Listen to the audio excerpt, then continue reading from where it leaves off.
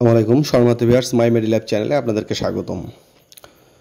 প্রতিদিনের ন্যায় আজকেও একটি নতুন ভিডিও নিয়ে আপনাদের সাথে একটু কথা বলবো। আসলে স্ক্রিনে একটি প্রোডাক্ট দেখতে পাচ্ছেন, প্রোডাক্টের নাম হচ্ছে আলবেন্ডিয়াস। এটি আলবেন্ডাজল গ্রুপের একটি মেডিসিন। এটি একটি চুষেবল আসলে ট্যাবলেট। এটি অরেঞ্জ এবং ম্যাঙ্গো ফ্লেভারে আছে। এটি সাধারণত ডক্টররা কৃমিনাশক হিসেবে এটি সাধারণত প্রেসক্রাইব করে থাকেন। বাংলাদেশে এসকে ফার্মাসিউটিক্যালস নামক একটি কোম্পানি এটি প্রস্তুত করে আসছে এবং বাজারজাতকরণ করে আসছে।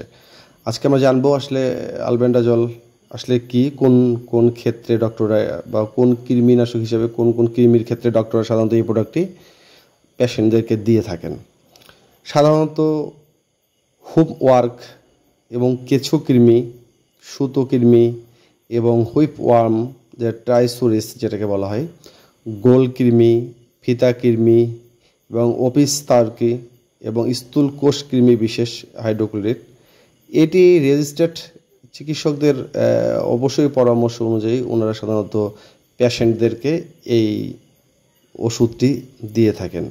সাধারণত অ্যালবেন্ডাজল হচ্ছে একটি বিস্তৃত আসলে বর্ণালীর একটি কৃমিনাশক ওষুধ। এটি অ্যালবেন্ডাজল আসলে এটা আন্ত্রিক পরজীবীনাশক, ডিম্বানাশক এবং শুকনাশক কার্যকারিতা প্রদর্শন করে। ওষুধটি সংবেদনশীল কৃমির গ্লুকোজ গ্রহণে বাধা দিয়ে এর শক্তি স্তরকে কমিয়ে ফেলে এবং জীবন ধারণে ক্ষেত্রে এটি অক্ষম করে তোলে, ফলে পরজীবী নিশ্চল হয়ে যায় এবং মারা যায়।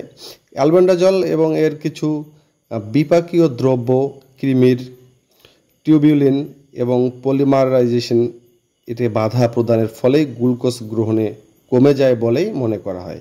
অ্যালবেন্ডাজল সাধারণত যকৃতে বিপাকে হয়। অ্যালবেন্ডাজল পরিপাকতন্ত্র হতে খুবই অল্প পরিমাণে শোষিত হয়, কিন্তু সিস্টেমেটিক সার্কুলেশনে যাওয়ার পূর্বেই যকৃতে দ্রুত ব্যাপকভাবে বিপাকে অংশ নেয়। অ্যালবেন্ডাজল প্রধান বিপাকীয় অংশ সালফ্রক্সাইড, যার কৃমিনাশক কার্যকারিতা আছে এবং প্লাজমা হাফ লাইফ প্রায় 8.5 ঘন্টা। অ্যালবেন্ডাজল অন্যান্য বিপাকীয় অন্ত্রের সাথেই মূত্রের মাধ্যমে এটি নির্গত হয়। তবে এটি ডক্টররা সাধারণত যে সময় এটি খেতে দেয়, যে ডক্টররা সাধারণত পরপর 3টি ট্যাবলেট খেতে হয় এবং এর দামও কম, 5 টাকা করে পার ট্যাবলেট। এছাড়াও অনেক কোম্পানিই কৃমিনাশক ট্যাবলেট বাজারজাতকরণ করে আসে। তো অবশ্যই ডক্টরের পরামর্শ অনুযায়ী মেডিসিনগুলো আপনাদেরকে খেতে হবে।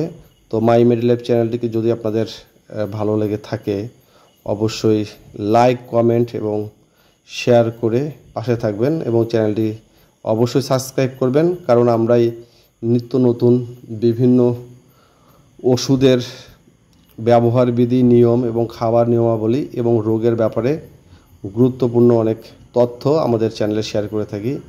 তাই মাই মেডিল্যাব চ্যানেলটিকে সাবস্ক্রাইব করে পাশে থাকুন এবং নিত্য নতুন ভিডিও পাওয়ার জন্য অপেক্ষা করুন। ধন্যবাদ।